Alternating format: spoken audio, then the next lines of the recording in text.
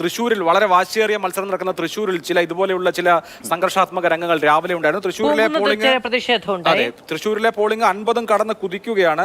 തൃശ്ശൂരിൽ 53% മുകളിലായിരിക്കുന്നു. 53.40 ഏറ്റവും ലേറ്റസ്റ്റ് ആയിട്ടുള്ള പോളിംഗ് കണക്ക്. അവസാന മിനിറ്റുകളിൽ അവിടെ പോളിംഗ് കുതിച്ചുയരാനുള്ള സാധ്യതയുണ്ട്. സംസ്ഥാനത്തെ ഏറ്റവും ശക്തമായ ത്രികോണ മത്സരം നടക്കുന്ന മണ്ഡലമാണ് തൃശ്ശൂർ. തൃശ്ശൂരിൽ നിന്ന് KB ശ്രീധരനെ ഞാൻ പ്രതീക്ഷിക്കുന്നുണ്ട്. അല്പസമയത്തിനകം ലഭ്യമാക്കും എന്ന് കരുതുന്നു. ശ്രീധരനുണ്ട്. ശ്രീധരൻ, എങ്ങനെയാണ് തൃശ്ശൂരിൽ എങ്ങനെയാണ് കാര്യങ്ങൾ? അവസാന നിമിഷത്തിലേക്ക് എത്തുമ്പോൾ വീറും വാശിയും ആ പ്രചരണ രംഗത്ത് കണ്ടതുപോലെ പോളിംഗ് ബൂത്തുകളിലും കാണുന്നുണ്ടോ? പോളിംഗ് ബൂത്തുകളിൽ ഇപ്പോൾ തിരക്ക് വളരെ കുറഞ്ഞിട്ട് നമുക്ക് ദൃശ്യങ്ങൾ കാണാം. ഞാനിപ്പോൾ തൃശ്ശൂർ നഗരപരിധിയിൽ തന്നെയുള്ള കണിമംഗലം SN സ്കൂളിലാണ് ഉള്ളത്.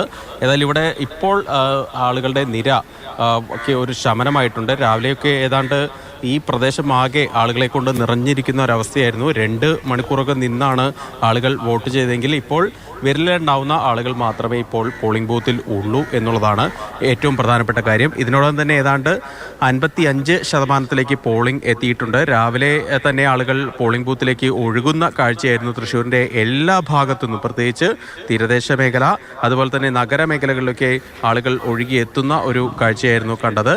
ഏതായാലും ഇപ്പോൾ ഈ വലിയ തിരക്കിന് ഒരു ശമനമുണ്ട്. നഗരപരിധിയിലെങ്കിലും ആളുകളുടെ തിരക്കിന് ഒരു കുറവുണ്ട്.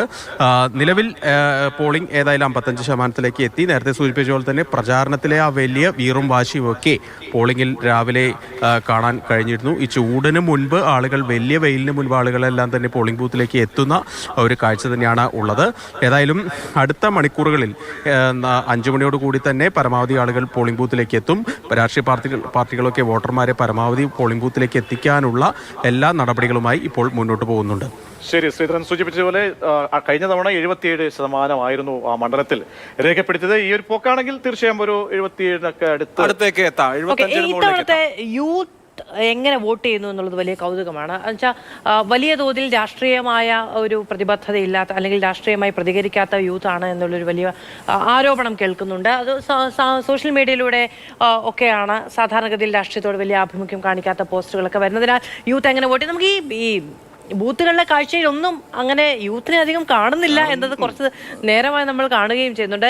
സ്വീപ് യൂത്ത് ഐക്കണായി കഴിഞ്ഞ ദിവസം അമിതാഭ് ബൈജുവിനെ ഒക്കെ യൂത്തിനെ സ്വാധീനിക്കാൻ വേണ്ടി, മൊത്തത്തിൽ വോട്ടിനെ സ്വാധീനിക്കാൻ വേണ്ടി ടോവിനോ തോമസിനെ ഒക്കെ കമ്മീഷൻ തിരഞ്ഞെടുക്കുകയും അതിന്റെ ചുമതലകളും പ്രചാരണവും ഒക്കെ നടത്തുന്നുണ്ട്. പക്ഷെ എങ്ങനെ കേരളത്തിന്റെ യുവത്വം തിരഞ്ഞെടുപ്പിനോട് കാണുന്നുണ്ട്? അത് നോക്കൂ, കാസർഗോഡ് മണ്ഡലത്തിലെ പയ്യന്നൂരിൽ 61.15% പോളിംഗ്. 60 പിന്നിട്ട് ആദ്യത്തെ നിയമസഭാ മണ്ഡലമായി പയ്യന്നൂർ. കല്യാശ്ശേരി തൊട്ടടുത്തുണ്ട് 58.14%. കാസർഗോഡ് ലോക്സഭാ മണ്ഡലത്തിൽ ഇതിനോടകം 54.29% പോളിംഗ് നടന്നു കഴിഞ്ഞു. അതിൽ തന്നെ പയ്യന്നൂരിലും കല്യാശ്ശേരിയിലും കനത്ത പോളിംഗ്. പയ്യന്നൂരിൽ 61.15%, കല്യാശ്ശേരിയിൽ 58.14%, തൃക്കരിപ്പൂരിൽ 55.64%. അതേസമയം കൂടുതൽ വടക്കോട്ടുള്ള അത്യുത്തര കേരളത്തിൽ താരതമ്യേന പോളിംഗ് കുറവാണ്. കല്യാശ്ശേരി അപേക്ഷിച്ച് അത് 10% കുറവ് മഞ്ചേശ്വരത്തുണ്ട്. മഞ്ചേശ്വരത്ത് 50.51, കാസർഗോഡ് 50.89 പോളിംഗ് ശതമാനം. കൂടുതലായി BJPക്കും UDFനും വോട്ട് കിട്ടുന്ന മണ്ഡലങ്ങളാണ് മഞ്ചേശ്വരവും കാസർഗോഡും. അവിടെ ഇടതുപക്ഷം 3ാം സ്ഥാനത്ത് പോകുന്ന ഇടങ്ങളാണ്. അവിടെ പോളിംഗ് കുറവാണ്. അതേസമയം ഇടത് ശക്തി കേന്ദ്രങ്ങളായ പയ്യന്നൂരിലും കല്യാശ്ശേരിയിലും കനത്ത പോളിംഗ് നടക്കുകയും ചെയ്യുന്നു. ഉച്ചയ്ക്ക് ശേഷം, അതായത് വൈകുന്നേരത്ത് മഞ്ചേശ്വരം കാസർഗോഡ് മണ്ഡലങ്ങളിലെ പോളിംഗ് നില ഇതിലും ഉയരും എന്നാണ് പൊതുവെയുള്ള പ്രതീക്ഷ. പയ്യന്നൂരാണ് 61.15% രേഖപ്പെടുത്തുന്നത്. നേരത്തെ കുന്നത്തുനാടും 60% പോളിംഗ് രേഖപ്പെടുത്തുന്നത്. കുന്നത്തുനാടും പയ്യന്നൂരും 60% പോളിംഗ് കടന്ന് കുതിക്കുകയാണ്. ബാക്കി ഇടങ്ങളിലൊക്കെ എന്തായാലും 50% മുകളിലേക്ക് വന്നിട്ടുണ്ട്. ഇത്തവണ പാർട്ടി ജില്ലാ സെക്രട്ടറി കൂടി മത്സരിക്കുന്നതുകൊണ്ട് സംഘടനാ സംവിധാനമൊക്കെ തന്നെ CPM-ന് അവകാശപ്പെടാൻ കഴിയുന്ന, LDF-ന് അവകാശപ്പെടാൻ കഴിയുന്ന രീതിയിൽ കഴിഞ്ഞ തവണ വലിയ വീഴ്ച വന്നു എന്നുള്ളതാണ് പൊതുവെയുള്ള വിലയിരുത്തൽ. കാസർഗോഡ് അത്രയും സംഘടനാ ശക്തിയുള്ള ഇടത്ത് വോട്ട് ചോർന്നു എന്നുള്ളതാണ് വിലയിരുത്തൽ. അങ്ങനെ വോട്ട് ചോരാൻ പാടില്ല എന്ന തരത്തിലുള്ള സംഘടനാ പ്രവർത്തനം നടത്തിയിരുന്നു. ഒരുപക്ഷെ CPM അവരുടെ വോട്ടുകളെല്ലാം പോൾ ചെയ്യുന്നത്. ചാലക്കുടിയിലെ കുന്നത്തുനാട് മണ്ഡലത്തിൽ പോളിംഗ് ശതമാനം 60.5. അത് വീണ്ടും കുന്നത്തുനാടും തമ്മിലാണ് മത്സരം. 60.25 കുന്നത്തുനാട്, 61.15 പയ്യന്നൂർ. ഒന്ന് ചാലക്കുടി, രണ്ടാമത്തത് കാസർഗോഡ്. 2 മണിക്കൂർ 7 മിനിറ്റാണ് ഇനി പോളിംഗ് രേഖപ്പെടുത്താനുള്ള സമയം അവശേഷിക്കുന്നത്. അതായത് 4 മണി മുതൽ 6 മണി വരെയുള്ള നിർണായക സമയത്തിലേക്ക് വടകരയിലെ കണക്ക് വരണം. കാരണം വടകര ബൂത്തുകളിൽ വോട്ടർമാരുണ്ട്. അത് സംഗതി അത്ര വേഗത്തിലല്ല, അതാണ് പ്രശ്നം. നമുക്ക് 5 പേരാണ് ഇന്ന് സംസ്ഥാനത്ത് കുഴഞ്ഞു വീണ് മരിക്കുന്നത്. കടുത്ത ചൂട്, ഈ കാലാവസ്ഥാ പ്രശ്നം, അതിനിടയ്ക്ക് വോട്ട് രേഖപ്പെടുത്താനുള്ള കാലതാമസമൊക്കെ പരമാവധി ഒഴിവാക്കേണ്ടതാണ്. പരിശോധിച്ച് കഴിഞ്ഞാൽ പാലക്കാട് ഇത്രയും വോട്ട് വരുന്നുണ്ടെങ്കിൽ അത് നമ്മളെ അത്ഭുതപ്പെടുന്ന, കാരണം അത്രത്തോളം ഈ ചൂടിനെ അവഗണിച്ച് അവർ പോവുകയാണ്. 42 ഡിഗ്രി സെൽഷ്യസ് ഒന്ന് ആലോചിച്ച് നോക്കണം. അതിനെയും കവച്ചു വെച്ച് അല്ലെ അതിനൊന്നും അത് മുഖവിലേക്ക് എടുക്കാതെ വോട്ടർമാർ ഈ പോളിംഗിനോട് സഹകരിക്കുന്നു. അതാണ് ഈ ഇലക്ഷന്റെ ഒരു മഹിമ. എറണാകുളം ജില്ലയിൽ നിലവിൽ ഏറ്റവും കുറവ് പോളിംഗ് ശതമാനം കൊച്ചി മണ്ഡലത്തിലാണ് കേട്ടോ. 48.57%.